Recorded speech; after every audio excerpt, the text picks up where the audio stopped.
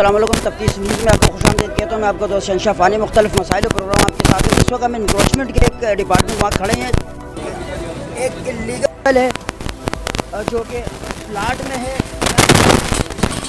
ہمیں جو ہے نا وہ آفیسر ہی چیف سیکورٹی آفیسر ہے جو کہ انکروچمنٹ کے, ان سے آپ کی بات چیت کراتے ہیں کہ کیا مسائل ہے ادھر, یہ واقعی انکروچمنٹ ہے یا نہیں ہے. حاضر دیکھ رہے ہیں ایک ہوٹل کو مسمار کیا جا رہا ہے. شاید یہاں پر اس حکومت میں چاہے وہ پروویژنل ہو یا فیڈرل حکومت, شاید میرے خیال سے غریبوں کا کوئی نہیں ہے. آپ یہ دیکھ رہے ہیں انکروچمنٹ کا کام چل رہا ہے.